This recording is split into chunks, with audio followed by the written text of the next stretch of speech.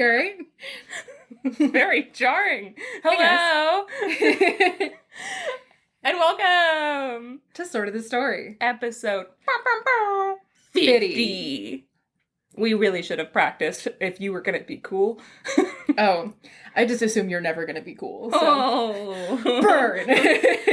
Episode 50 is where we're adversaries from now on. This starts our villain arcs. Hello, and welcome to Sort of the Story. I'm Janey. I'm Max. And today, Max and I are going to be telling each other some stories. And also, you're here, and you can listen. Welcome. You can't tell us stories, though, because that's not how podcasts work. If you would like to tell us stories, shoot us an email at sortofthestory@gmail.com. Or join us on Discord. Or TikTok. Yeah. Or Twitter, or Goodreads. Instagram. You can find us all over the place. You can even check out some of the books that we read and we retell on this podcast at our bookshop.org affiliate account. The link for that is in our story notes, as well as the link for everything else. And in our bios on Instagram. Guys, we're fucking excited that you're here. Thank you for listening to that really quick sort of ad for us. Yeah, so this week we're going to be doing Arthurian Legends for our 50 episode themed episode. Whenever I think of Arthurian Legends, Max, I think of you. The same way whenever I think of Lord of the Rings, I think of you, except if it's The Hobbit, because as you know, I was in The Hobbit. Janey was in an ad for Busch Gardens. Yeah, Busch Gardens Christmas Town. That aired before The Hobbit in our area, and Janey and I were not super close friends yet at that point, and so I was at a midnight screening of The Hobbit in a mostly empty theater with one of my friends, and this commercial for the Christmas Village at Busch Gardens came on, and I was like not really paying attention, and then Janey was there and then on I the was screen. Also there. We were pretty good friends because you emailed me while I was in China, and you came to visit me in China. We had at that point established we were best friends. I'm a little bit fucked up over the fact that you just said we weren't friends. At air? It was like 2013. It was like end of 2013, beginning of 2014. We were friends by then. You know what? This isn't important for the podcast. What is important is that we're doing Arthurian Legends today. Yeah. Exciting. Should I just go ahead and do a quick little primer? Yeah, before we get started with this, because I didn't know anything about the Arthurian Legends, except that it comes up again and again in some of the stories that we tell, because it spans across different cultures. So if you listen to my Icelandic story of the Volsung Saga a couple episodes ago, I mentioned that there is an Odin-based Sword in the Stone story that is in the Volsung Saga. But that's all I know about. Like, I know the Sword in the Stone. Mm-hmm. I know about the Quest for Camelot, but I never watched the cartoon, so I don't know anything else about it. The Quest for Camelot movie is not really about questing for Camelot. It's mostly about dragons and finding and learning to love yourself. And Monty Python and the Holy Grail. That is or is not part of this. Monty Python and the Holy Grail is very, very accurate to the Arthurian Legends. Then I know a lot about it. But please, you need to let us know what's up. Guys, we're about to be schooled so that we can know what we're going into. I'm not going to go too far into it because Arthurian legend is something that is a massive topic of literary, folkloric, and sociological study. So I'm definitely not an expert in it. But just so you guys have kind of the broad strokes. So King Arthur was a Celtic Briton. His story is set around the late 5th or early 6th century. He's probably not a real historical figure. He's probably like a literary invention because the first stories about him show up 300 years after his time. Yeah. And they're all very sudden kind of. When we talk about Arthurian myths and Arthurian legend, as in the case of many mythologies, we don't really have a whole lot of clear canon as far as the sources. Arthurian legend was kind of this massive sphere of stories and poems and songs that were all kind of centered around this idea of a king who comes up. His story is that he basically protected Britain from the invading Saxons. He defeated the invading Saxon army and then established singular rule in Britain, and it was like a golden age. That's kind of his broad strokes, his story. He pulled the sword Excalibur from the stone to prove that he was the true king of England and all that. He has his castle at Camelot, which is the center, the capital of his Britain and everything like that. So that's where that is. That's where the Knights of the Round Table are, which includes Lancelot and also Arthur's wife, Guinevere. / Lancelot's lover, I found out during my research. You didn't know that? No, I didn't. That's Max, I literally- don't know anything about this. Oh I my knew I thought God. Lancelot was hot. Yes, a big part of Arthurian legend is the idea that Lancelot is Arthur's best friend, but he and Guinevere are secretly in love, and it's a massive betrayal, and they run off together, and it destroys everyone's lives. God, it's hot as hell. It's real hot. Yeah, let it happen. But so there's Lancelot, Guinevere. Arthur is advised by Merlin from Merlin. From Merlin. And the prophecy of Merlin. Yeah. Arthur is brother to Morgana, who is like a sorceress, who it's actually alluded to in the story that I'm going to tell that she is like a fallen goddess of like the occult and darkness. Cool. Yeah, at one point Arthur throws away the sword and then it's given back to him by the Lady of the Lake. You've probably heard of the Lady of the Lake before. And at one point he went on a search for the Holy Grail to like sort of elevate Christianity within Britain and everything like that, and it's a whole thing. But that's just some terms that you may have heard. Avalon also is another term that you might... Yeah. Avalon like the Mists of Avalon. Yes. Okay, what is it? Avalon is it's an island. It's like through the veil a little bit. It's like the source of magic. Okay. So Excalibur is forged in Avalon. Morgana like takes her magic from Avalon or something like that. It's not super clear. Is it kind of like Tir na Nog? Is it like yes, it's very much like Tir na Nog. Okay. There are a lot of parallels between Arthurian legend and specifically Celtic legend, like parallels to Cuchulainn and like all of this kind of, it is like a straight line from Celtic mythology to Arthurian myth. Okay, fine. Yeah. So Avalon is just the mystical place where magic happens. Yes. And then they bring that into our world.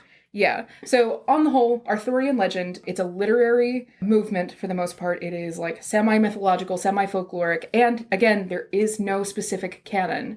There is no established set of events that is like the absolute, here's the definite story, because there are so many versions of the Arthurian legends that are written and rewritten over the years that it's more of like a series of stories rather than any one specific legend. So I feel like the one that we take the most from then would be Thomas Mallory's version of events. But even I was looking this up, even he was like, he was inspired by other French versions and then changed them so much that it became like almost biblical. Really weird.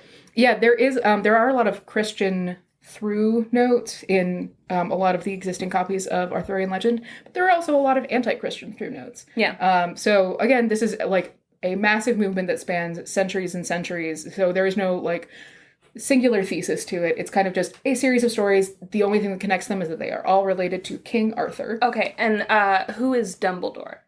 Dumbledore is the headmaster of Hogwarts School of Witchcraft and Wizardry, which is actually in Harry Potter. Which is a separate book series. Okay, I'm so sorry.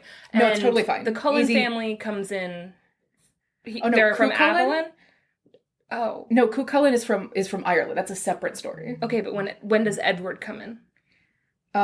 King Edward, that would have been like several centuries later. Okay, I'm all turned around. But you know what, guys? The point is you're going to have a great fucking episode. All right, Janey, you're going Max, first. That was a really good explanation, and I appreciate it. Thanks. Also, all that to say, as always, these might not be the same stories that you've heard before. Doesn't mean that you're wrong or that we're wrong. Just means that there are different versions of them, and there is, again, no established canon. And that being said, because... as I'm going to go into mine, this was super fucked up to try to research for me, because what the fuck? So if you do have a favorite source that you really love and that you grew up reading, please email us and let me specifically know, because I would like to read more. But I can't read the old, like, Middle English, like, fucking medieval shit that's going on. You can't fucking understand that. And anybody that was like, I read it and I loved it. And I'm like, did you? I found a really good translation of my story, and I think that the person who translated it did a couple of other Arthurian translations, and I'm going to look into them because the translation was delicious. Awesome. Okay. Well, if I'm going first, then let's fucking get started. Let's do it to it. Awesome. Okay, Max. Okay, Janey. Max. Okay. So I've mentioned this now a couple times on the podcast because it just makes me laugh every time it comes up, and I'm like, Janey, why do you talk about this so much? But when I was little, I watched a movie that I don't remember the name of or anything about. I was thinking of this the whole time I was doing my story. And if you're a regular listener, you can go ahead and put this on your bingo card. In this movie, Arthur, this is what I remembered before, and I'm filling in the gaps now actually researching this.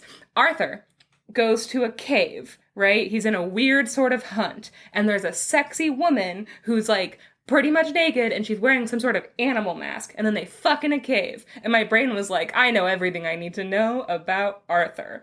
Because I was really little, and I watched it like, this is hot as hell. And to be honest, I'm sure if I watched it now, like, maybe it's even not explicit, or maybe it's so explicit that I shouldn't have watched it. Who knows? That being said, I was like, I'm sure it was Morgana or somebody like that. Somebody mystical and, like, spooky. She was wearing an animal mask. She was naked in a cave. Oh my god, guys. Anyway. And I mention this all the fucking time because I want to know what it's from. Eyes Wide Shut? I just watched Eyes Wide Shut as, like, a fucking 6-year-old. So, I decided to start looking up, when we said that we were going to do Arthurian Legends, I was like, let's look up Morgana. And of course, that informed me, the internet informed me, you're thinking of Morgan Le Fay, which is Morgana. Mm-hmm. So, like, fuck you, internet, stop correcting me. So then I did correct myself to Morgan Le Fay, and I read some of the Old English fucking original sources, didn't understand a word of it. Also, it's not interesting, and it's all in fucking first person no thank you. Everyone's just telling Arthur about everything that happens. Stupid. That's dumb. Anyway, no shade to Thomas Mallory, but your work is dumb. So then... fuck Thomas Mallory. Thomas Mallory! Go fuck yourself. So, I kept looking that up. I read some things about Morgan Le Fay. She's super interesting. And then I was like, let's start at the beginning because you don't know anything and you're just kind of jumping into the middle of non-stories because you don't know what the stories are. So, instead, I'm going to start out with the fucked up birth of Arthur, and then we're going to go from there. And we're going to realize that I wasn't thinking of Morgan Le Fay, and all of that explanation was not useful. Are you ready? I am ready. Do it. Okay. Uther Pendragon. Yep, that's the one. That's the one. He is the brother of the King of England, and he's out at war, and he's doing his brave Uther of Pendragon things. I'm assuming fighting wars, like kissing bitches, you know. Yeah. Uther. And then he gets word, Uther basically, he looks up and he sees this giant fucking burning bright star in the sky, and he's like, wow, that's pretty. And I think it might be Merlin. This is all a little fuzzy for me. Mm-hmm. I think it might be Merlin who's like, that's not pretty, you idiot. That's a terrible sign. And he's like, but it's so nice. It's like, whoa, you know, like the beauty of nature. Am I right, Merlin? And Merlin's like, your brother's dead. He's like, whoa, what? I'm just trying to enjoy the stars, man. And so it turns out his brother was poisoned, which makes Uther... By the star? Yes. This is the plot of A Star is Born. No, Lady Gaga did it. So, Merlin, like, completely kills his vibe and says, your brother is dead, I'm Merlin, and I know things. And Uther's like, that's a bummer. And he's like, good news is, though, you're the king now. And so Uther becomes the king. Okay, that's where we are. He goes back home. Real quick. Yeah. Just a fun little thing. Merlin, who you may know from, being Merlin, you might not know that in some Arthurian canon, Merlin experiences time backwards. I didn't know that. Yeah, so he, at the end of his life, is the first moment that he knows. So the earlier in Arthurian legend you get, the smarter Merlin is, because he's already lived through all of the later events. God, did you know that Benjamin Button is inspired by Merlin? Anyways, that's just a fucked up thing. That is super fucked up. Also, that Merlin is the son of the devil. Yeah. He's literally he's the child of an incubus, who is the devil. Merlin's cool as shit. So, Uther Pendragon, he goes home. He has to celebrate the victory of winning this war because he did a big thing, but also he wants to garner, like, support from the people because he came back and is now just suddenly their new king. And so he's like, fuck, I need to, like, kind of show off a bit. Like, I'm obviously the heir, but am I really a king until the people get behind me, sort of thing. And so he holds this huge Easter festival, and he invites all of his commanders, all of his nobles to come with their wives and children and to celebrate. And he's, like, wearing his crown the whole time. He's spending this lavish amount of money. He's throwing around his wealth and his authority and his power, and people are fucking eating it up. They're like, can we suck your dick, please? And he's like, no. Too cool. Pass. He's playing Smash or Pass with everybody in the fucking kingdom. And when he smashes, he just punches them in the face. Yeah, and they're like, we love him. What a good guy. Uther Pendragon punched me in the face. It was awesome. So he has this advisor who, when he was about to lose the war, he had gathered all of his advisors together and his commanders, and he's like, what do we do? And this one particular man, Gorlois, sure, This one particular man, Gorlois, is like, this is what you're gonna do. He gives him a really good plan. He's really good at counseling him. He's really wise. Everybody respects him. And Uther really respects him. And so that's Gorlois. He saved his butt. So he comes with his wife, just as everyone else does. His wife's name is Igraine. Mm-hmm. And Igraine is hot as hell. She's like the sexiest woman that Uther has ever seen. She's also a lot younger than her husband, which is just kind of casually mentioned, which I think it's sure to be like, Gorlois really pulled a good one. And really, I'm like, poor Igraine. She just obviously was a child married off to like a king, you know? But he's the Duke of Cornwall. That's who Gorlois is, the Duke of Cornwall. I know. So Uther sees her and he becomes like instantly infatuated. Like, it is not even described as love, really. It's just like an instant, overwhelming lust. He's like, I gotta fuck that woman. I gotta fuck her now. And so he starts being super obvious and creepy about this. Uther starts like hand feeding her shit, and he's like bringing her wine and golden goblets when everyone else is like sipping from pewter. Like fucking basic bitches. And idiots. He's like, here, you can have this silver goblet, Gorlois. And Gorlois is like, don't say my name like that. I know that's how you say my name, but like, I don't like when you say it. And so he's like genuinely being super obvious and really creepy. And everyone notices, including Igraine, who's like, hey dude, I'm married. But also you're the new king. I'm kind of in a weird, tough spot here because she can't like refuse him, but also she is like the object of his every fucking attention so he's not looking at anyone else. And Gorlois notices this. It's happening right in front of his fucking face. And unlike his wife, he's not gonna play coy. He's like, this is fucking bullshit. What are you doing? You can't fuck my wife, dude. Also, she doesn't. Fuck my wife? Fuck my wife. Also, she doesn't want to. And so Gorlois decides he's gonna walk out. All of his friends are like, hey, don't do this. You're gonna cause way more problems than you want to. Like, it's not worth it. Just stay and like hang out through the weekend and then leave. Like, don't make a big deal. But Gorlois is like, fuck that. I'm taking my wife when we're leaving. And they leave and they go back to Cornwall without saying anything to Uther. They don't get his permission to leave. They just skedaddle. And naturally, Uther's like, hey, dude, I didn't fuck your wife yet. Hey, I don't know. Get back here and let me fuck your wife. I don't know if you noticed this, but I hadn't gotten laid yet. It's kind of a party foul. Husband of the woman I want to fuck. So he sends Gorlois a summons, and he demands him to come back and beg for forgiveness. But Gorlois is like, I'm not fucking doing that. And he just continues on his journey. So Uther, in an insane fucking stalker move, gathers an army, and he marches after Gorlois. He, like, cuts his fucking celebration short in order to go fetch this woman he wants to fuck. Jesus. Yeah. And so he's laying waste to entire towns and cities. People are getting murdered. By the way, this is the hero of our story, just so you know.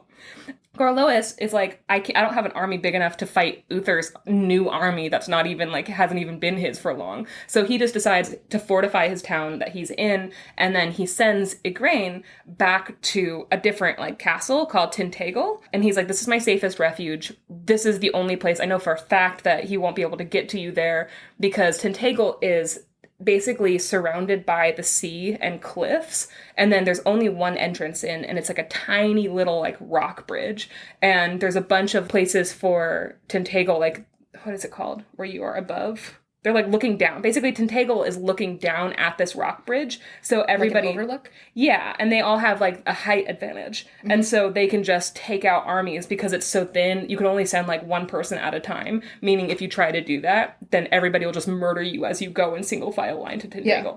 So he's like, this is our safest place. And he says goodbye to her and he kisses her. And he's like, you have the greatest chance of survival if I send you here. And maybe if the two of us are separated, then we can actually save both of us and also Cornwall. Mm-hmm. Which is under attack right now.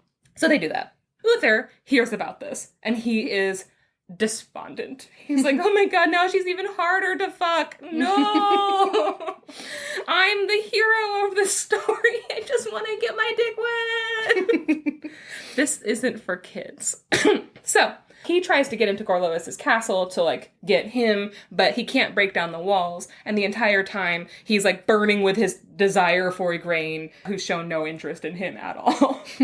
So Uther eventually summons his friend, Ulfin, for advice, and he tells him if he doesn't have sex with Igraine, his blue balls might kill him, and then the world's tiniest violin plays for him, and there's, like, a long passage about, we're sad for Uther. Ulfin tells Uther, blue balls are really real, man. Definitely. It's not a myth made up by men. It can kill you. I have a friend, I haven't personally felt this, but I have a friend of a friend who died from blue balls. Like, you gotta get this checked out, man. I personally have never had that happen, but I know it does, bro. He says, you need to ask Merlin to help us get into Tintagel, which it's only, like I mentioned, it's inaccessible. So Merlin comes in and he's like, bro, I got you. No, I'm not going to give you a potion to get rid of your mythical blue balls.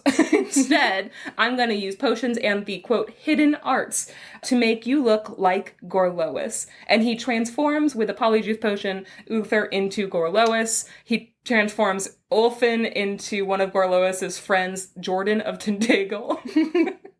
And he makes himself look like Bryce. Fucking Bryce. Is that really the guy's name? That's his name, Bryce. Another friend Hilarious. of Gorlois. It's Gorlois, Jordan, and Bryce.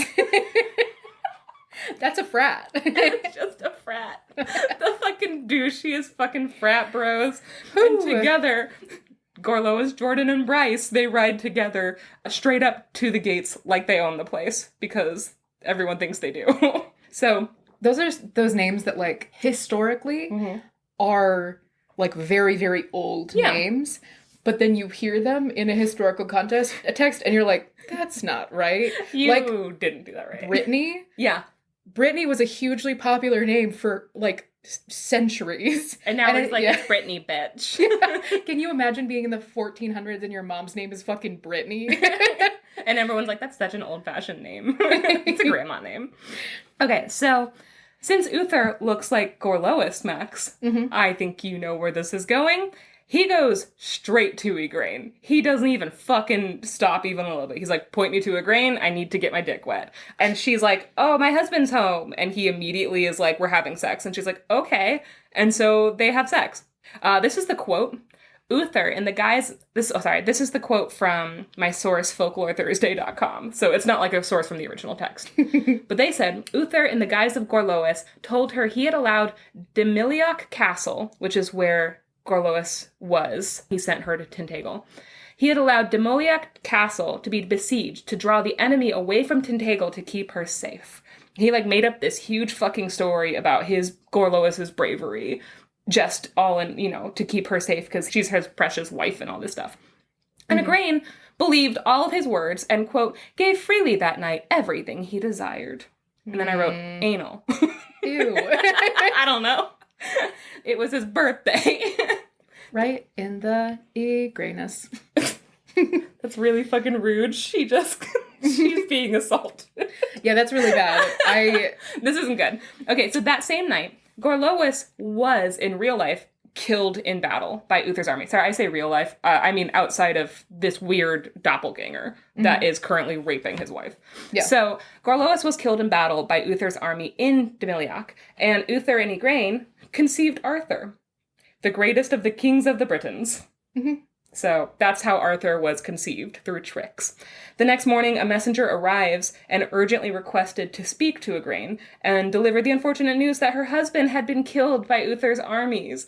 And as she's sitting there like, what? Uther comes out, disguised as Gorlois, and he's like, hey, idiot, I'm still alive. As you can plainly see, your information is fucking faulty. And they're all like, oh, sorry, my lord. I thought, why did I walk all the way here?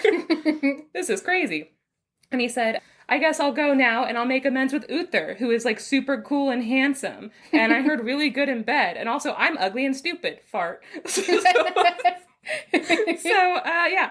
So, and then it says, this is another fucking quote that kills me. His lust satiated, barf, Uther leaves Igraine and Tintagel with his friends, and he rejoins his army in his own skin, and then he gets the news about Gorlois' death. And it's noted that he was sad that Gorlois had to die, because Gorlois was one of his best friends. But then, he was super stoked, because Igraine is now single, meaning he gets to go marry her. She does not know she had sex with Uther. She thinks she had a passionate night with her husband, and then her husband kissed her and left, and then was murdered. Jesus. By Uther. So he returns to Tintagel, and he takes Igraine as his wife. And it said that, quote, they lived happily and with great love between them. There's no other mention of her feelings or anything. So anyway. Jesus. Yeah, so that's how Arthur is born. Just straight up through rape, through deception. So I want to go in now. The point of all of that is setting up Arthur. Because now I want to go into Igraine's 3 children with Gorlois.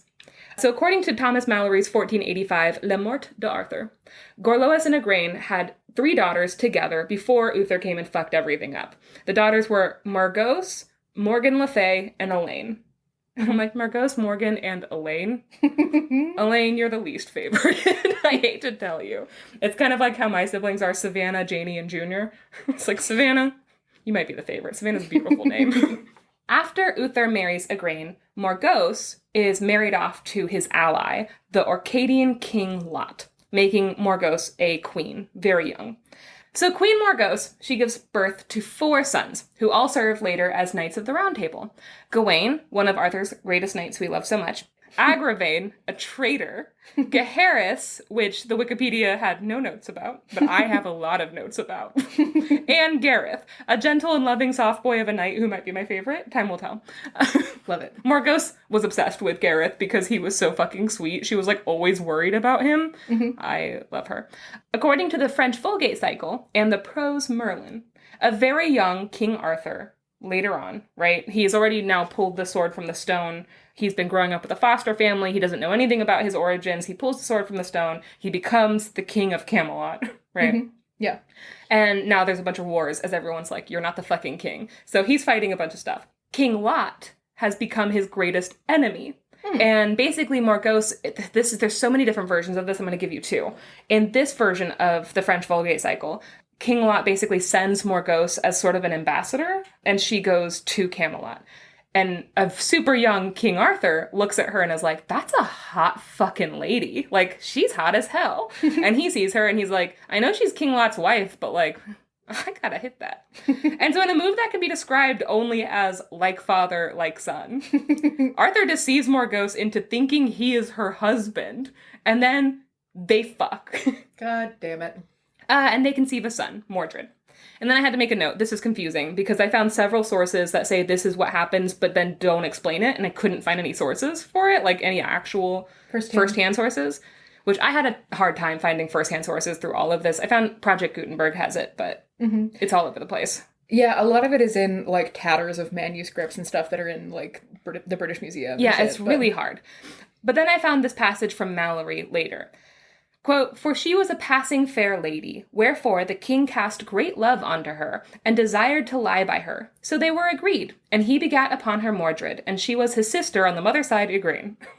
They're like, listen, he went up, was like, do you want to hit this? And she was like, I would, my lord, I really would. And then they went and fucked. They had a child later, Mordred, from this knight. Also, she was his sister from his mom's side, Igraine, half-sister. Done. Thank you, Mallory. That was very concise. Thanks, Mel. Okay, so right after this happens, right, Arthur is like, Merlin, dude, you'll never guess what happened. And Merlin's like, I have the terrible curse of prophecy. I know exactly what happened to Arthur. And he delivers the bad news that A, Morgause is his sister. And Arthur's like, what? Oh God, that's terrible news. And he says, also, she's pregnant. Arthur's like, ew. That's worse news. And then he says, you're going to have a child born on May Day, and he's going to one day fucking murder you. And Arthur's like, I'm going to stop having you around. You kill every vibe. I came here to high five about getting laid, and now I'm going to be murdered by my incest baby? You're the worst, dude. Merlin's like, hey man, I'm just telling you what's going down. I didn't do any of this. Don't shoot the demon messenger, okay?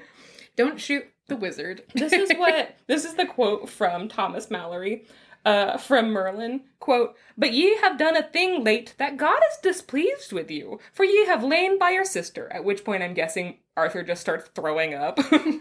And on her ye have gotten a child. And he's like, bleh! He throws up more, projectile vomiting. That shall destroy you and all the knights of your realm. For it is God's will your body be punished for your foul deeds. That's unfair. Hey, God. Maybe make things more clear. Maybe give her, like, a recognizable birthmark that he can be like, oh shit, we're related. I shouldn't hit that. And then punish him if he does still hit that. Yeah, that's definitely not a sin, just a misunderstanding. Arthur, he's really young. Yeah. And she's a lot older, I guess. I don't know. It's just shitty. That's not on Arthur. Yeah. Or Morgause. This is unfortunate. Okay, so there are also some versions where Morgause knew she was fucking her brother, and she went in basically as a spy, and then fucked her brother, which makes her more of a villain. I'm fine with that. Yeah, I'm okay with, well, I'm not fine with it, but I'm okay with her having more agency. Yeah. For the most part, it is thought that Morgause is completely innocent throughout all of this, that she is literally just trying to live her fucking life and do her job, and everyone's just trying to fuck her constantly. So she does have Mordred. Arthur orders all of the babies born on May Day to be gathered up and put on a boat and sent out to sea. The boat hits a rock because babies can't row, Max. And it sinks, and it drowns all those innocent babies, except for Mordred, who is rescued from the wreck. Mallory's source that he wrote from, like inspired from, it was called the French Suite du Merlin. It's way less violent than that. So Mallory wrote it like King Herod in the Bible, who gathers up all the babies. That's what he basically turns Arthur into, which is obviously, he took a Christian story from the Bible and he turned it into Arthur's killing all the babies. Yeah.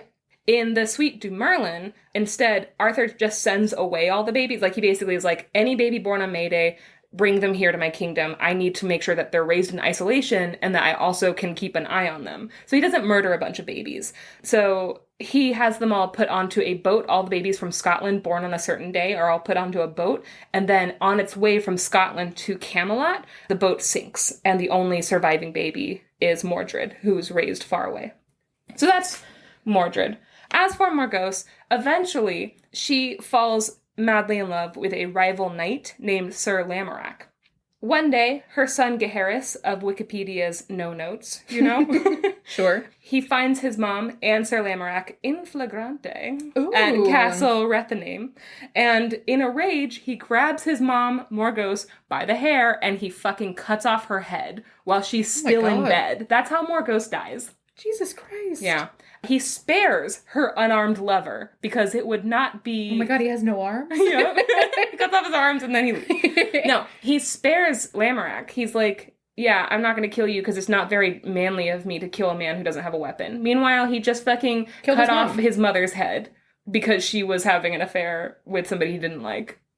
Stupid. He leaves him naked and covered in her own blood and freaking out. Gaheris is later banished from the court of Arthur and is later on eventually slain by Lancelot, who did make a point to be like, hey, that's fucked, dude. That's fucked up. You don't just behead Morgause. You can't just get away with that. That's really fucked up. Yeah. So yeah, that is, I have notes on Gaheris. It's that you're a stupid little bitch. It is later also mentioned that his 3 brothers are also mad at him, not so much for murdering their mom, but they're upset that he left Lamorak alive. Super fucked up. So yeah, that's the story of Morgause. She's not really a huge story. She's overshadowed a lot by Morgan Le Fay, and even Elaine gets more time than her, I think, later, and the Lady of the Lake gets more time than Morgause, but I have found that I love her. Yeah. And she's really important for plot in a lot of other, like, who she births. She's really important for plot. And here's my favorite picture ever, my favorite print ever of Mordred. It's called Sir Mordred by H.J. Ford. It looks like a pen and ink drawing, and it's from King Arthur, The Tales of the Round Table by Andrew Lang. It looks like, so it's Mordred, like, leaning on a massive claymore. Okay. He's, like, leaning on a massive claymore sword, and he has, Aren't claymores mines? They're also mines. Okay. And he's wearing a big pointy hat that looks like it has bat wings, and I really like that. And there are crows flying all around him. But he also is leaning so casually, and he looks like, I'm fucking getting too old for this man. Like, I think he looks unimpressed. I think he looks like he's waiting in line at Chipotle. He does. Like, but like, he's had a long day at work. The guac is extra. Oh my god, this lady in front of me, she's pronouncing everything. Can I have some guacamole? And also some... Sophraitis? Oh my god. I would like some of those frijoles. And he's just like sitting there like, I have had such a long fucking day. I like the attitude. I think he's hot as hell. But yeah, that's all the stuff I learned about Morgause. Nice. I love it. Yeah. That's so good. Awesome. I'm glad that you finally found out what your movie was about. Yeah, now I have to go find the movie. Yeah. Guys, let's watch Arthur and Morgause fuck in a cave. I'm going to be horrified if it's like super explosive. I'm thinking it is. Mm-hmm. And I watched it when I was like 6 years old. I'm going to be horrified for little me. Cool. Do you want to take a break? Yeah. Awesome. We'll see you guys soon.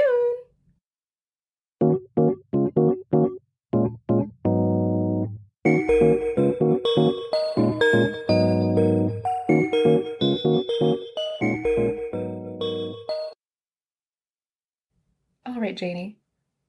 Okay, Max. I have for you Mm-hmm. a gift of a story. Okay. That's what we do here. You need to talk louder. I feel like I'm shouting. So the story that I'm going to be telling to you today, you may have heard of. It's a very famous movie that came out last year of the same name. It is The Green Knight.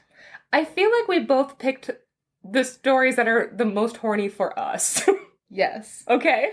I know for a fact that even though this isn't like, I don't think that everybody was like, this is a horny movie. And I might be wrong. I feel like you thought it was a horny movie. Oh, it's a horny movie. Okay. I'll get into it. Guys, this is a sexy, sexy episode.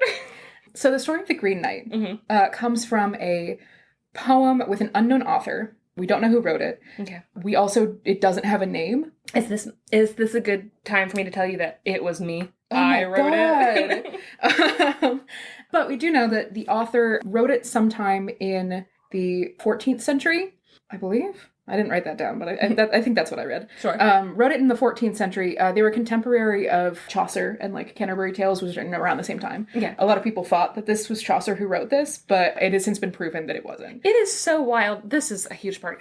It's wild to me that Chaucer isn't more modern. My brain tells me Chaucer is 1800s. Yeah, no, it's old. It's wild. Yeah. Maybe because his stuff is translated out of Old English into more modern stuff, so I just associate him with 1800s Victorian writers. Yeah, Anyway. that's fair. Yeah. But they were contemporary of Chaucer. The story of the Green Knight was written in Middle English in a Northwest Midlands dialect based on like linguistic analysis and stuff like that. So we have an idea of who the author might have been, but we don't have any names that we can associate with it. There are a couple of other works that we think are probably written by the same person, but again, we just don't know who wrote this. Mm-hmm. And again, didn't have a name until it was published in 1839 from the manuscript of this guy whose last name was Cotton, and in his own system, this manuscript was called Cotton Nero AX. Okay. So that's what people refer to this manuscript that contains the story of the Green Knight as coming from Cotton Nero AX. This story, though, in the 1839 edition was titled Sir Gawain and the Green Knight. Okay. Gawain, or Gawain, okay. The son of Morgause. Nice! And then we're just jumping right in with the story. Yeah. Gawain is Arthur's favorite knight. Yes, I'm very excited. This is a great little layup that we have going on here. I'm really excited. So, set the scene for you here. Okay. It's Camelot. It's New Year's Eve. King Arthur is now a very old man, but still, a knight, still very broad of stature, still very competent in his body and everything like that. Yeah. Seated next to him at the round table is his wife, Queen Guinevere, also older, but still a striking beauty. Can still fucking get it. Keeping it tight, girl. Keeping it tight. On the other side of Guinevere is a very young knight who is handsome as all hell. He is known as the Ladies' Knight. Oh. Because... And she's like, you can sit next to me. You know the story in Monty Python and the Holy Grail where there's like the castle full of virgins? Yeah. And he's like, oh no, I don't want that. That's Gawain, who that happened to. He's like specifically known for being like a champion of women, and like he's also known as being like a really like a smooth talker, kind of almost like a poet, where everyone's like, just the coolest and best. Okay. And again, super hot. He's the youngest knight at the table, and he's also Arthur's nephew. Mm-hmm. The rest of the table is surrounded by all the big names. You've got your Lancelots and your so-ons. And they're all sitting around the table, and they are waiting for the feast to begin, the New Year's Eve feast, and they're all exchanging presents with each other and laughing and drinking and everything. And everything gets quiet for a second. And Arthur says, you know what I want? I want to hear a story about an amazing adventure. Mm-hmm. And everyone's like, ooh, okay. And they start whispering amongst themselves. And then the front door bangs open. And with a chill gust of like midwinter air, yeah, a horse ridden by a man walks in. Mm-hmm. And I use both of those terms as loosely as possible. Okay. Because this horse is massive and green. The man astride the horse is bigger than any human has any right to be. Some scholars posit that he is considered to be half giant. His skin is green. His hair is in long curly locks, a very dark green. All of his clothes are emblazoned with green and gold and like leaf motifs. And he is holding in one hand a massive green and gold ornate battle axe, and then the other hand a holly bough, like a branch from a holly tree. Oh my God, Max, are you telling us another origin of Santa Claus story? Come on. No. Also, I love that this guy walks in, he's just a child of the Nephilim. Yeah. So good. This guy comes in bigger than life, just riding a horse into the round table. King Arthur's Knights of the Round. They're all hanging out, and then just suddenly this fucking huge guy busts down the door and is like, "Hey, what's up? It's me, Shrek." And from then on, he is known as the Green Knight. Amazing. For obvious reasons. Yeah. In that he's green. I would not have... I was thinking Green Knight as in medieval times. Like he's wearing a green fucking ribbon. He's green. Awesome. I'm on board immediately. Yeah. It's not explained why he's green also. I'm just going to get that out of the way early. It's not really explained why he's green. Cool. There are lots of theories about like why in a literary sense he's green, but medically, no. Doctors are stumped. He is actually, though, if you can actually see in some manuscripts that they have allusions to him being somewhat related to the Jolly Green Giant. Oh no. No, that's a joke. I only know it's a joke because of the way you stopped and went like an eel. The Jolly Green Giant is a marketing, he's a mascot for vegetables. Max's gorilla marketing green beans to us right now. Hey kids, I know we joke a lot on this podcast, but it's important to eat your vegetables. This is subliminal messaging, and I will not stand for it. It is not subliminal. Buy beans! Buy beans! Green. This massive guy busts down the door, and all of the knights are immediately like, what the fuck? And they all like go to like grab their swords and everything and like figure out where their shit is around them because they're all just hanging out. And then this big guy came in. Who let you in? His horse. And he, the Green Knight comes in and he is, again, massive, but he's really light of step and he like dismounts from his horse and he kind of like bounds up to them. And he's like, oh, don't do that. Like, if I wanted to come in here and fight you guys, I would be wearing like armor. I'm just wearing like clothes. And I'm completely naked. So, and he's like, no, I'm not here to fight. And also, I would win. Like, not to be rude, but like, he says, here on the benches are but beardless children. And he was like, if we were in a fight, I would win, but that's not what we're doing right now. Fuck. This guy's hot as hell. That sounds like somebody wrote a Wattpad steamy story about Shrek. Okay, so I wasn't going to talk about this till after, but I'm going to talk about this now. Okay. The Green Knight is one of the later Arthurian legends. Yeah. It was written much later than the greater majority of like... So it is It is. Fiction. Also, it's straight up like super horny. Oh my God. I actually went back and I read a translation of the original script and everything because I kept getting the same kind of summaries and I was like, this is definitely just people reading each other's summaries and then saying it, you know? Yeah. And so I was like, fuck it, I'll just do the whole thing. And so I went back and I read a translation of it and it's really funny and it's really sexy. Okay. It's definitely like an Arthurian paperback romance kind of. It's great. This is great. Yeah, it's amazing. I am so excited about it and it's so good. So he's like, no, we're not going to fight. That's not what I'm here about. Mm-hmm. But I came here to propose to you all a game. The game is any one of you can take this big ol' axe and strike me with one blow, after which you can have the axe. The only trick is that in a year and a day from now, I will return the same blow to you. Yes. So he says, one of you can hit me with this axe and then you can keep the axe, but in a year and a day, I will do the same thing to you. And everyone is silent because what the fuck? Hey, this is kind of a private party. Can you leave? This doesn't sound like a fun game, man. None of us want to do that. So it's like silent. Right? Mm-hmm. And the Green Knight is like, okay, sorry, I thought I was in the court of King Arthur and his round table of noble knights. Seems like there's just a bunch of pussies sitting here. Oh my God, dude, what is this? And Arthur is like, all right. And he like goes to stand up And he walks up to the Green Knight. Green Knight hands him this massive green and gold axe. And Arthur, old as he is still a knight, and he makes to swing the axe. And then Gawain from the table goes, Uncle, hey, Uncle, I haven't done any deeds yet. I don't, like... Yeah, I don't have anything of note. I'm not... Except for ladies love me, and I have chlamydia. Do you think I could maybe... He's the LL Cool J of the round table in the ladies love cool Gawain. LL Cool G.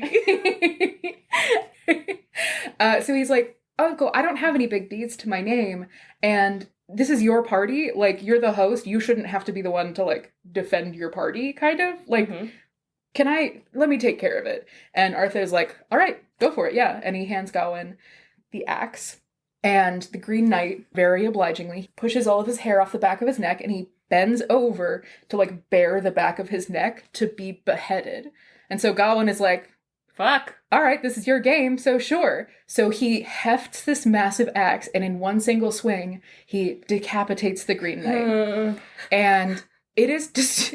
The description of it is super gory. They're like, the spray of red blood against this Green Knight is shocking and, like, painful to the eyes. This is the origin of Santa Claus. No. You're giving me red and green and holly boughs and beheadings. It's Christmas, Janey.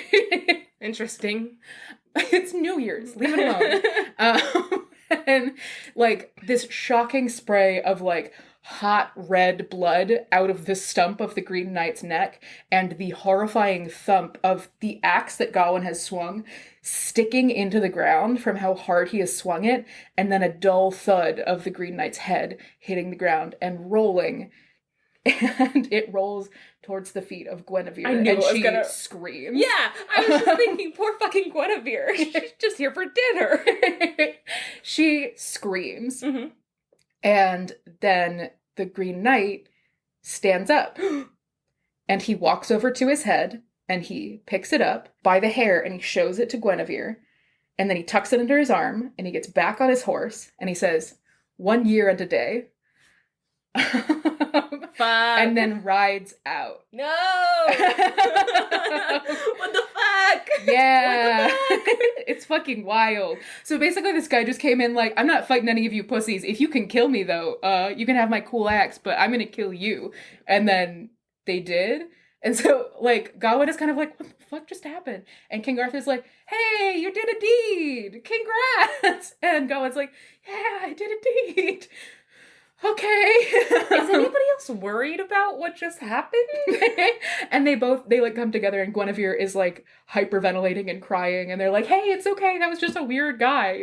No. It's fine. And so they calm her down, and then they unstick the axe from the floor, and they hang it up over Arthur's mantle, and they're like, what a good trophy. Good job, Gawain. Like, oh my god. So, time passes. Okay. And on All Saints' Day, which is October. Yeah. You know, All Saints' Day, Gawain prepares to make his journey. The Green Knight has said that in 1 year and 1 day, his challenger is to meet him at the Green Chapel. I think All Saints' Day is November 1st. I trust you. Okay, go ahead. I also don't know if months were the same, but yeah, All Saints' Day, whenever that is. Okay. So he starts preparing in the beginning of November to go on this journey to the Green Chapel, which is a place that people know where it is. Sure. You know. Kind of. It's in Greenland. It's not. It's in England. Oh, it's in Iceland. Sorry, I forget about the whole switcheroo. So, Gawain leaves in order to reach the Green Chapel by New Year's Day, which is when he has his appointment with the Green Knight. And the poem alludes to lots of other adventures that he has along the way, and they're like, but we don't have time for those right now. And it's like, okay, well. And there's a long section where he meditates on the idea of his pentacle. It's a 5-pointed star that is kind of like in the style of a Celtic knot. It's like woven under and over itself, where it's like one continuous line in the shape of a 5-pointed star. And he meditates on the idea of like the 5 virtues of like Arthur's knights and everything, which are like courage and courteousness and like eating your vegetables and stuff like that. And he also thinks about like the subliminal messaging. You thought I wouldn't see it there. Stop giving us this pro Jolly Green Giant fucking propaganda. So he thinks about the 5 virtues of a knight, and he thinks about the 5 virtues of Mary from the Bible and stuff like that. Sure. You know. Yeah, as you do. And he has this symbol of the pentacle on his shield. And he's like, what he's thinking about is the fact that, like, you know, he wants to be the perfect balance of all 5 of these virtues, or all 10 of these virtues and stuff. And he's like, I want to be a knight that is both brave and also, like, cares about people and, like, knows when to stop, but also can't be stopped. Like, you know, he's thinking about all these things that he wants to be as a knight. And that's kind of his journey. Sure. He rides and he rides and he rides. A couple of days before New Year's, after all of his weird adventures that we don't get to hear about, he gets to a castle. He is greeted at the castle door by a lord and a lady. The lord is very finely dressed in, like, furs and everything like that. He is, like, a big man with, like, a ruddy face who's just as happy and with, like, a loud booming voice and everything. And the lady is the most beautiful thing Gawain has ever seen. He describes her skin as being like a pearl. Yeah. And she just has this, like, laughing smile that he, like, falls in love with instantly. So he's met at the door. God damn it, these fucking Arthurian legends. I know. I wonder what's gonna happen. Don't you worry. He's greeted by the Lord and his wife, this woman. Yeah. They've heard of him, and they're like, you're Sir Gawain. You're doing the whole, like, Green Knight thing, right? And he's like, yeah, you heard of me? And they're like, yeah, we heard of you. Super excited for you to do all that, I guess. They're like, come on inside. And there's, like, a really ugly old lady in the corner. All right. And they're like, anyways, fuck that old lady. No, they don't say that. You know, he's getting settled and everything, and they're, like, talking, and he's like, yes, I got this, like, Green Knight thing going on where I have to go there, and I think he's gonna cut off my head, and it's, like, in a couple days. So. And the lord of the house is like, hey, no worries, man, because here's the thing, it's, like, 2 miles away, and there's a path that goes straight from my house here, where you are, to the Green Chapel. So you don't even have to worry. Like, if it's a couple days away, why don't you just stay for a couple of days, you know, and, like, enjoy a little bit of peace before you have to go and do this big adventure thing. You have to go and get your head cut off. Yeah. Sure. So please, fuck my wife. So Gawain is like, yeah, sure, that sounds great. I would love to be indoors. So the lord of the house sets out this big, magnificent feast, and they're all talking and laughing over this feast and everything like that. And towards the end of the night, the lord proposes a bargain to Gawain, where he says, now listen, I'm going to wake up first thing in the morning, as I do every morning, and I'm going to go out with my boys, my hunting party, my boys. Oh, okay. And I'm going to go hunt some stuff, right? And, like, you're a guest in my house and everything, right? But I'm thinking, what if I go out, I hunt some stuff, and then you get whatever I hunt, and then you'll give me whatever you get while you're here in the castle. What? Like, anything that comes into your possession while you're here in the castle, you give it to me, and I'll give you all the stuff that I hunt. Hey, this sounds like maybe he's got a bigger agenda. And Gawain is like, it feels like I shouldn't accept. Like, if you're going out and doing the hunting, then it doesn't feel like a fair bargain. Also, it's your house. And I'm just like, here's a vase I found. I think you'll really like it. It's a picture of your face. Here's some jewels. Yeah, Gawain is like, I don't know, that just doesn't seem fair to you. And the lord of the house is like, no, like, this is, you know, you're my guest, so you can't say no. You know, like, you're kind of obligated to play this weird game with me. And so, yeah, he's like, all right, weird ask, but sure. So they all go to bed. They're attended by all of the servants to bed, and Gawain gets to sleep in a big comfy bed for the first time in a long time, and also take a bath for the first time in a long time. And he lays down to sleep. And first thing in the morning, sure enough, the lord of the house goes out with his hunting party, and the hunting party goes out into the forest, and they're able to find, like, a flock of deer. And there's this really long and beautiful description of them, like, catching all of these deer and everything like that, and like hunting all these deer down. And it's, like, super gory and loud, and, like, they're like, and the clamoring of the horses through the forest and everything. And then it's like, meanwhile, oh no, back at the castle, oh no, Gawain has woken up.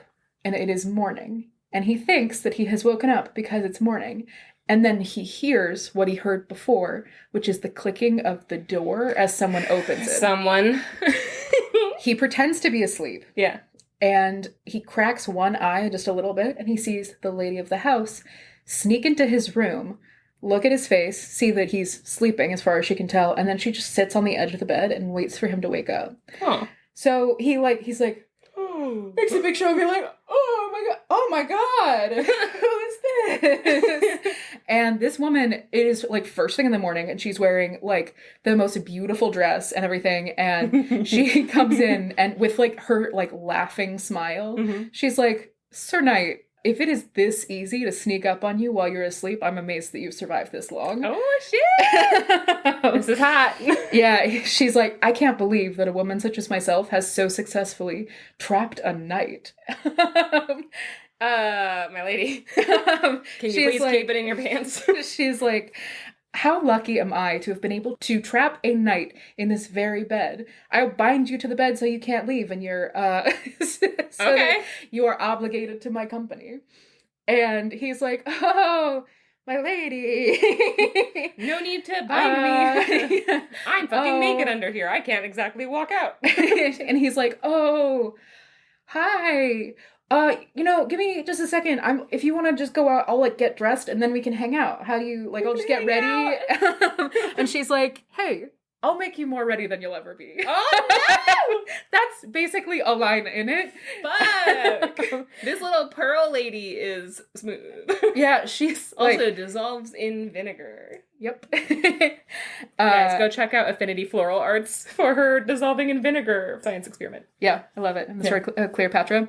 So they kind of have this like witty repartee all morning where she keeps like very obviously coming on to him, and he keeps being like, he's like not into it, but he's like, I am about to go die. So like probably not best to go make a bunch of mistakes right before then. Why where, not? Like, he's like, I don't want to piss off this guy whose house I'm staying in. Yeah. And also, I am a knight, and there are, like, knightly virtues that I'm supposed to be upholding and everything like that, so I probably shouldn't fuck this guy's wife. I'm sorry, did he not read the rest of the Arthurian Legends? They're constantly fucking everybody's wives. That's all they fucking do. So they have this, like, witty repartee, and they're, like, talking about a bunch of different things. Yeah. And they end up talking, like, all morning, until, like, lunchtime, and then she's like, well, I'll leave you to yourself, let you have some alone time. She goes to leave, and she's like, oh, well, that's rude. And he's like, what? And she says, well, a courteous knight would, like, give a lady a kiss for taking up her whole morning. I can't believe that a knight of the court would occupy a lady for this long and not even give her a kiss in consolation. He's like, I can't stand up right now, ma'am. As you can see, I've pitched a tent right here in this bedspread. And so he's kind of like, all right, like, I don't want to be rude. And so she leans over and gives him a kiss. Mm-hmm.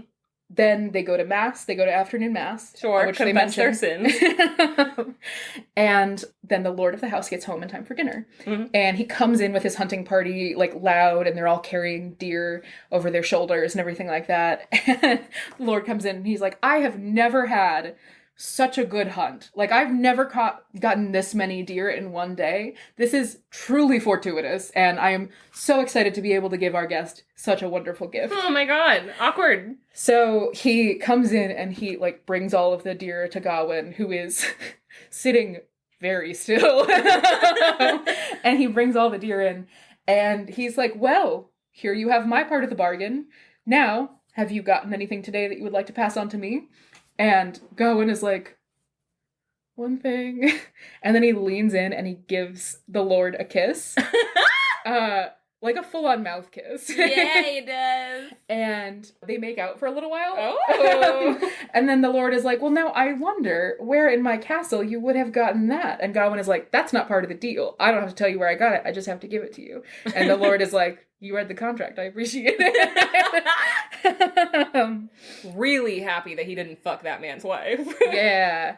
I do think that the Lord and Lady are swingers. And 100%. 100%. I think the Lord definitely wanted him to fuck his wife. I think the Lord definitely... I think maybe he wanted a child. I don't Don't know. you feel like we haven't had any mention of children so far? That, like, he's like, I have this hot young knight that's gonna die, meaning I won't have anybody competing for Maybe. parental rights. I Fuck haven't my considered wife that. and give me an heir. I have an alternate theory that I will tell you about. Okay, go ahead. But first, Mm-hmm. they butcher the deer. They all have a massive feast of venison for dinner and have a great night, you know? And before they go to bed, the Lord's like, hey, remember that bargain's still on for the rest of the time that you're here. And Gawain's like, oh, cool. Okay. So they all go to bed. And then the next morning, the Lord goes off again with his hunting party, right? And Gawain is in bed, and the same thing happens, where she sneaks into his room, and he's like, my lady, hello, long time no see. And she's like, I can't believe, I thought we were friends. I can't believe you're being so cold and stern to me. And he's like, I don't intend to do that, and I'm really sorry if that's the impression that you got. And she's like, no, it's fine. I mean, it's just, I taught you a lesson yesterday, and it's like you've already forgotten it. And he's like, I don't remember what it was. And she's like, it was a lesson in kissing. Oh my god. Where is it? Yeah, I taught ye of kissing. She's just fucking coming in to stress him out. And it's working. And then she leans over and she gives him a kiss. And then they spend almost all day until the afternoon mass, so even longer than the previous day, just sitting in bed and talking. And he is very much at this point, he's like, okay, this is going to keep happening, so I'm just going to put up a real hard and firm wall where it's like is hard and firm. It's a big wall. So they talk, and she like compliments him on his conversation and everything. And she says, you know, I've heard from the ladies of the court that you are an expert of love speaking. Talk dirty to me, Gawain. Yeah. And she's like, which is strange because we've been talking for a long time and I haven't heard it yet. And he's like, nor will you. Anyways. I say again, you up? They talk more, and then she's like, all right, well, I'm gonna, let you get to it. And then she gives him another kiss and she leaves. They go to mass. Confess their sins. And then the Lord returns, and this time he has slaughtered a boar. There is a long section about this like horrifying, gory boar hunt that they went through. And one of the things in like the literary analysis that's mentioned is the fact that like the stakes are getting higher for Gawain. Yeah. And they're also reflected in the fact that they're like, getting more dangerous. Yes, the hunt is getting more dangerous is what it comes down to. Also, if you want to hear a really gory description of a boar hunt, check out our episode on Atalanta and the Caledonian boar. Oh, such a good one, and also a terrifying one. Yeah, so good. Episode 45. Oh, yeah. So the Lord of the House returns with a boar, and he lays it down at Gawain's feet, and he tells him all about this massive, violent battle that he and his men have had with this boar, and like the glory and the blood and everything. And he's like, anyways, this is for you. And for me? Anything? Any little treat for me? And Gawain is like, all right. And he leans in and he gives the Lord 2 kisses this time. I love how many kisses between men are in this story. Yeah. He gives him like 2 very somber kisses. And the Lord of the House is like, wow, thank you. Great. And Gawain is like, but listen, this like bargain of ours, it has to end today. Like, I don't want to do this again tomorrow. I really appreciate it, but I feel like you're doing a lot of work and I'm just sitting here and getting kisses. And the Lord is like, well, I mean, it does seem a little unfairly weighted, right? And Gawain is like, yeah, I mean, like, you're going out and hunting and I'm just staying in here. And the Lord is like, oh no, I meant all I did was slaughter a boar and you gave me these beautiful kisses. Oh my god. Sir, keep it in your britches. And he says, listen, we're not going to stop this bargain here because, we did say as long as you're under my roof, this is the bargain. And I know that you're a man of your word, so you're not going to break that now, are you? And Gawain is like, okay. This guy is definitely wanting a hand job, and I don't know how to tell him I'm not into this. On the 3rd day, the Lord leaves and he says, twice I have tried your word. I've asked you to give me something, and twice you've honestly given it. So, for twice I have tried ye, and found ye true, and the morrow shall be the 3rd time and the best. Oh, this is a threat. Gawain, get out of there. And then the Lord goes and he hunts a fox. And actually, Yeah. Meanwhile, Gawain in his room, the lady comes again, and this is New Year's Eve, is what day this is. She comes to him, and he's like, I'm kind of going to miss our conversations when I have to leave tomorrow, Aww. And he's just thinking a lot, like, he's just a sweet, honest boy. Yeah, he's, like, starting to enter the depression of, oh, I have to go die tomorrow. And she says, like, I'm going to miss our conversations too, and it just seems like the knightly thing to do would be to give me some token of you so that I have something to mourn over once you're gone. She wants a baby, so does the king. She says, like, even if it's just, like, your glove, like, anything that I can remember you by. And he's like, oh, my lady, no. Oh my god, you know what she's asking for? Huh? No condoms. Oh, no. Give me that glove. We don't need it. Raw dog me going. Anyway, is that a good episode title or maybe too raunchy? No, that's bad. And he says, my lady, there's nothing that I have that would be good enough to give to you. Like, anything I could give you would basically be an insult, because nothing would, like, stand up to how good you are. Girl. Yeah. And she says, all right, well, then let me give you something. And she produces a gold ring with a ruby inset into it. And she's like, let me give you this just as a token. And Gawain is like, first of all, it looks super expensive, and no. And also, I'm going to go die, so I can't use it. Also, anything you give me, I have to give to your husband. So is this like a weird passing notes in class type of thing? And he refuses. He's like, I can't take that, but thank you. And she says, all right, well, if you can't take the ring, then take this. And she is wearing this beautiful, like, pale green dress with a dark green and gold girdle over it, like a belt, kind of like a sash. It's like, here, take my dress.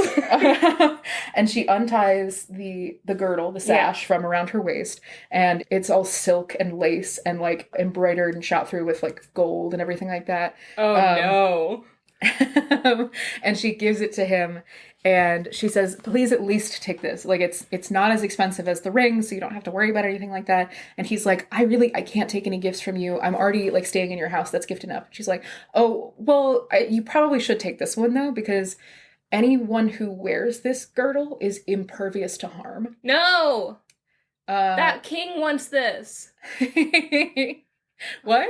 The king wants this. This was the whole plan. The knight? No, the king. The king? He has to give whatever he gets to the king. Oh, to the Lord? Oh, that's what I meant, yeah. Yeah, it's like King Arthur? Yeah, he wants this girdle.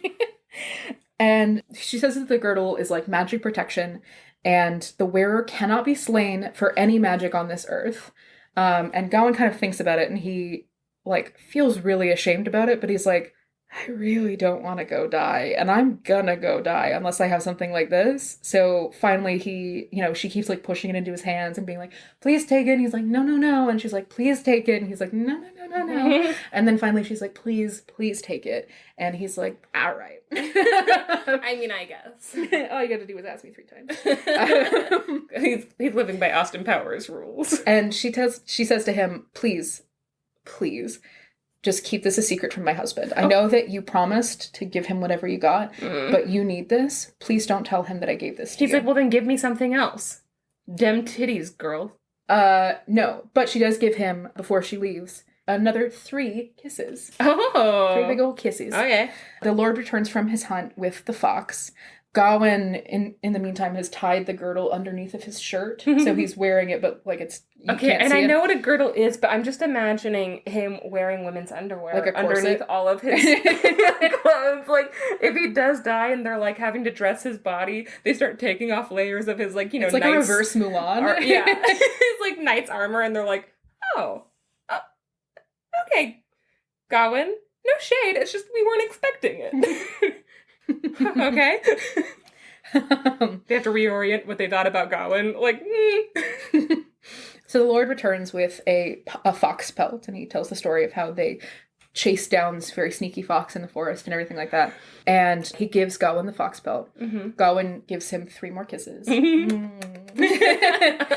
And I'm sorry, actually, also the kisses conversation where he was like, all I did was hunt a stupid... It's actually this time. Okay. It's when he...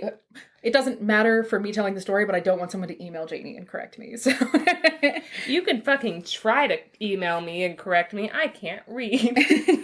So the Lord says, like, I only got this fox pelt. It's not nearly as nice as those 3 kisses you gave me. Oh. And then he promises Gawain, he's like, I know that you have to leave in the morning. It's the day of your appointment with the Green Knight. So I am going to send one of my guides with you, and we'll make sure that you get to the chapel tomorrow. Oh. And Gawain goes to bed, and first thing in the morning he wakes up and he gets on his horse, and one of the Lord's guides gets on his horse, and they set off down the path to the Green Chapel. Yeah. As they get close to the chapel, the guide basically says, like, this is as far as I go, and he, like, goes to leave, and then he turns back to Gawain, he's like, you know that if you go in there, you're going to die. Like, we all know the Green Knight around here, and he is not light-handed. Yeah. Like, he will hit you with that axe, and your head will be off. Like, you are going to die if you go in there. And Gawain is like, yeah, I know. And the guy's like, all right, well, I'm getting out of here. And he, like, gallops off as fast as possible. So Gawain makes the rest of the journey on his own. And he finally gets to the Green Chapel. Now, I was picturing a chapel. Yeah. It's not. The Green Chapel is described as being almost like a fairy mound. Oh, cool. It's like a hill with a deep crevice or cavern through the center of it. Cool. And I was going to show you later, but I'm going to show you now instead. There are a couple of ideas of where in actual England this might be. One of them, which I really like, is called Lud's Church. And this is what it looks like. Pretty. It's these, like, massive moss-covered stone walls with, like, a thin crevice going through them. It's so cool. Like, it's just these, like, huge, towering, mossy walls with, like, a thin, like, barely walkable crevice in between them. This reminds me of where Edward and Bella fell in love in the forest. JD, everything reminds you of that. Okay, well, this one in particular. It's not rude if it's true. So he goes to this, like, massive fairy hill, kind of, with a crevice shot through it. Yeah. And he gets a feeling from this place that is just evil. He's like, this is the place where the devil's work happens, basically. Yeah. And inside he can hear this, like, high, like, whining, scraping sound. Oh, him sharpening his fucking axe. And as he gets closer, he realizes it's the sound of a grindstone. Great. I mean, listen, you want a sharp axe. Yes. That's, like, first and foremost. If you gotta be beheaded, pray to God that axe is sharp. And as he gets closer, he sees inside of this, like, crevice or cavern or whatever, the Green Knight is seated next to a grindstone, and he's sharpening an axe. Obviously, though, the green axe is hanging over Arthur's mantle. Yeah. So you might wonder what this axe looks like. It is a brand new axe. It is a Danish axe. And the head of it, the sharp part, is 4 feet long. Fuck.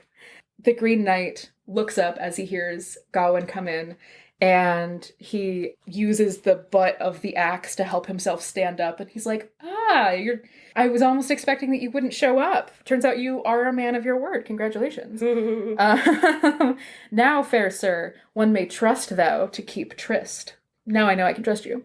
And he, in, like, a massive leap, leaps over a, like, little stream that is passing between them and, like, lands right in front of Gawain with this huge fucking axe in his hand. And he's like, but first, give me everything you got at that castle. And then you have to make out, like, a bunch more, and Gawain's like, what the fuck is happening to me? Everybody just wants these Everybody wants kisses. to kiss me? Come on. And the Green Knight looks around and he says, we are in this valley, verily alone. Here there are no knights to sever us. Do what we will. Which is either very threatening or very sexy. It's both. Where he's like, all right, well, now that we're here away from all the other knights. Let's make out. Yeah. Or I'm going to brutally murder you. Okay. Just to know. Maybe both. Yeah, just very scary. He's, like, underlining the fact that he's like, so you're out here all alone? And this is kind of your first adventure, and interesting choice. You come here often to my house. And the Green Knight basically says, all right, well, you showed up, and, time to pay up, so let's do this thing. And when you cut off my head, I was silent, so I don't want to hear any complaining from you. That is real. That is actually... That's insane. Yeah.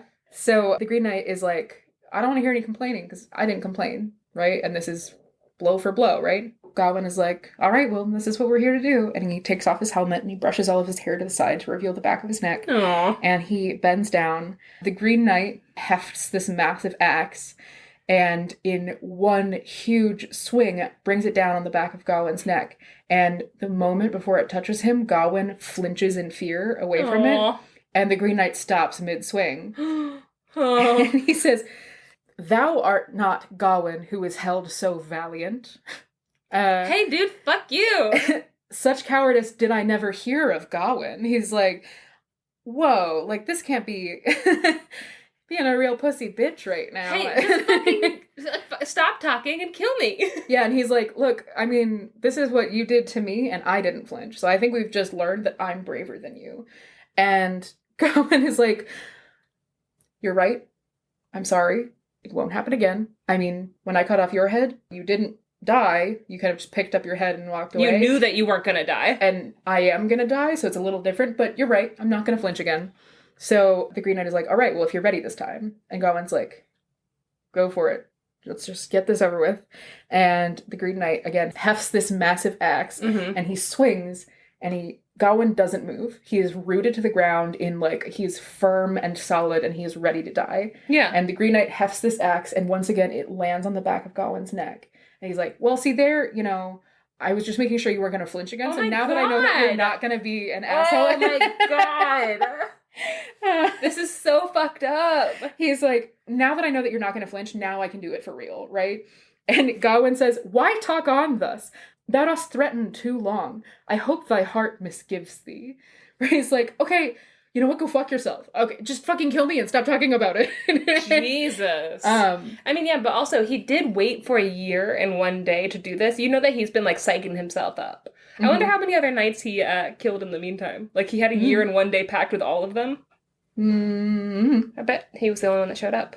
Maybe. Yeah, go ahead. And the Green Knight says, forsooth so fiercely thou speakest, I will no longer let thine errand await its reward. Oh, good. He's like, oh, well, if you're so excited about it, then let's just get it over with. This guy fucking sucks. I love how sassy everyone in this is. And then he's like, okay, well, no, okay. So the Green Knight is like, okay, for real this time. And Gawain's like, for real this time. All right. And he's like, for real this time. And he's like, okay, do it. And so the Green Knight, once again, hefts this massive axe, and he swings it down at Gawain's neck, and blood stains the snow, and only the smallest cut appears on the very back of Gawain's neck, where the axe rests. And the Green Knight says, well, that's that. I did it. I returned the blow. And if you were to hit me with the axe again, I would have to hit you with the axe again. But for now, we're square. So, got it done. And Gawain's like, what? And he scrambles to get he grabs his helmet and his sword, and he's like, what are you talking about? And the Green Knight is like, well, blow for blow. You struck me in the neck, and now I've struck you in the neck, and now we're even. And I was like, what the fuck is happening? And the Green Knight he picks up his axe, and he leans on the head of it. Oh my God. So that he's resting his weight. This is how they describe, this is not me riffing. Okay. Just fully exactly like this picture of Mordred. I know, he's I just looked at the picture of Mordred casually, leaning on his sword. Yeah, just real cocky, leaning on this massive axe. Mm-hmm. And he's like, the first time I didn't strike, because on the first night, you kept your bargain. The second time was the same. Oh! But on the third night, you failed, and you lied to your host. Oh my God! And as a result, I had to draw just a little bit of blood. And oh, I'm so mad. Gawain is like, what the fuck? And the Green Knight kind of laughs, and he shakes his hair, and he's like, you don't recognize me? Oh, I'm Bertilac de Haudezert, your host. And the lord of the castle is the Green Knight. The Green Knight is the Lord in disguise. Coming? I also didn't see this coming the first time I read it. I was like, what the fuck? And he's like, yeah, obviously, I didn't want to, you kept your bargain most of the time. You're a good knight. So, like, I'm not gonna be too mad about it, right? And he's like, by the way, how do you like that girdle? And Gawain's like, what are you talking about? And he's like, oh, the girdle that my wife gave you, my girdle that's mine that you're wearing? Oh. That you lied to me about? That one? How do you like it? And Gawain's like, what?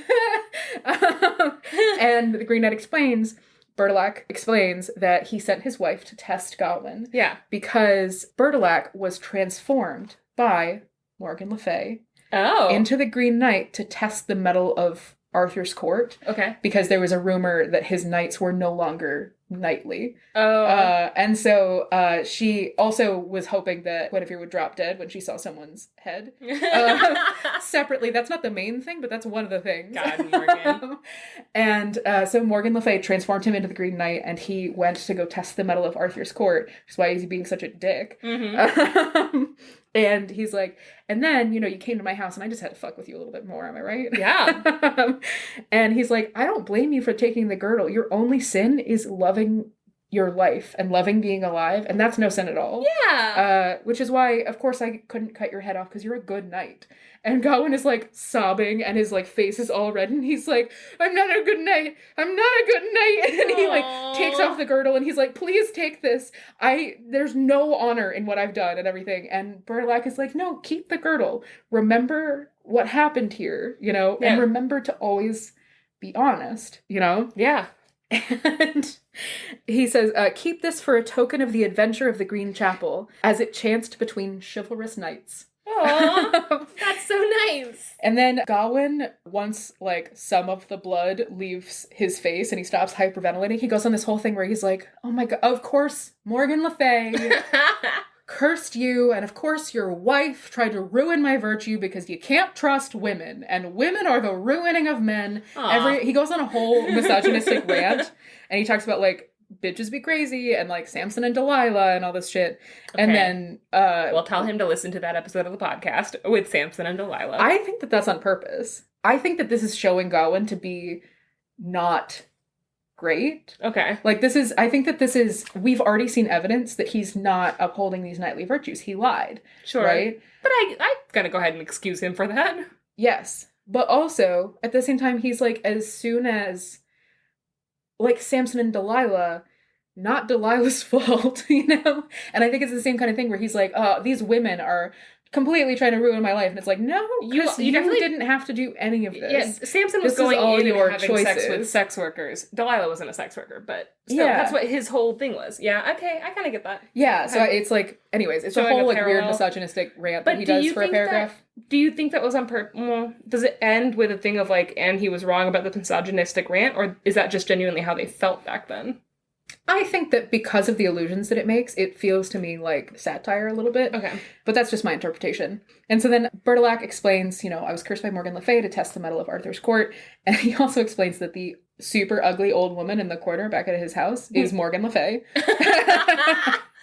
And he is like, yeah, she tried to scare Guinevere to death. Guess it didn't work. Anyways, now that that's all taken care of, you want to come back to the castle? You can come meet your aunt. By the way, Morgan Le Fay is your aunt. You want to come see her? Pretty crazy, right? No! And Gawain is like, I think I'm gonna go home. And Bertilac is like, all right, well, I guess I'll see you later. And then they both go their separate ways. And Gawain rides back to Camelot. And he always has a scar. A like thin white scar across the back of his neck from where the axe hit him. And he always carries this girdle of shame, basically, where he's like, this is a reminder to myself to be better. This is my shame girdle. Does it have any magical properties, or is that a fucking lie? I don't know. That seems like a lie. It's not clear. They got him to wear women's underwear as like a lie and also a little joke.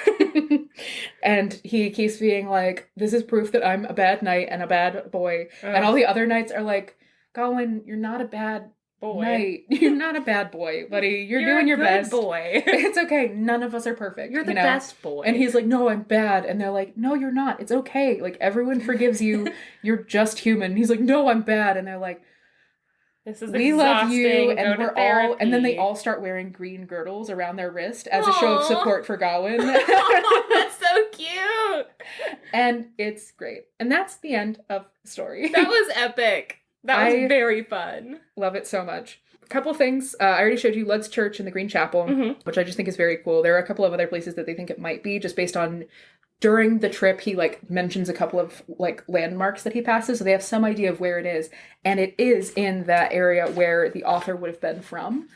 So that Northwest Midlands area that the author's dialect indicates that they're from is kind of where they're looking for these places where the Green Chapel would be. And we'll post pictures of Lud's Church on the page. It's very cool. Okay. And it's also, you know, he talks about the pentacle a lot and like this like 5-pointed star, the 5 virtues and everything like that. This poem in its original version has not 100 but 101 stanzas. Okay. Which is weird. Okay. It's like off, right? Okay.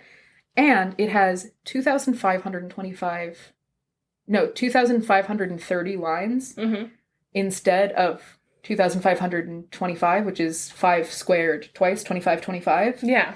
And it's so close that it's part of the point of like the writing of this is like, you don't get that close on accident. It's like almost 5s, right? And it's a little bit wrong. And the structure of the poem reflects the fact that these 5 virtues that Gawain is emulating, he doesn't quite get them right. And in the same way, it's like, you can't find a perfect balance of these 5 virtues. And so like the poem is structured after that idea in a way that really can't be a mistake. I really don't like the idea of putting math into old epics. No, thank you.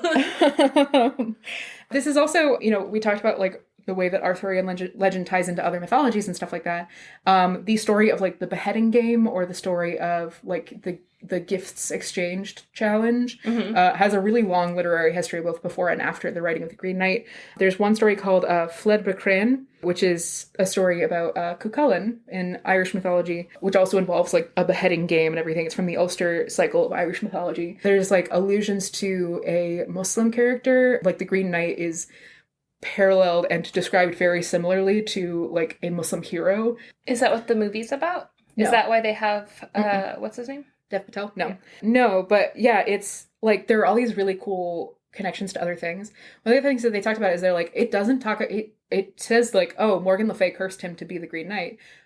But why was he green? Like, and there are lots of theories on it, but like one of the ideas is that there's this like Christian court of Arthur that's all like, it's a stone castle and there's the order of the round table and everything like that. It's very orderly and all that kind of stuff. And then this Green Knight comes in and he's huge and green and like a little crazy. And it's one of the ideas of this is that it's a battle between Christianity and like the like Christian ideas of purity and stuff like that versus like the older Celtic ideas of like nature and like paganism, life and strength and like the price of things in nature and stuff like that, which I think is very cool. Like this like very orderly, oh, it's Christmas, and then it's like, hey, what's up? It's real Christmas. What's up? It's me, your boy, nature.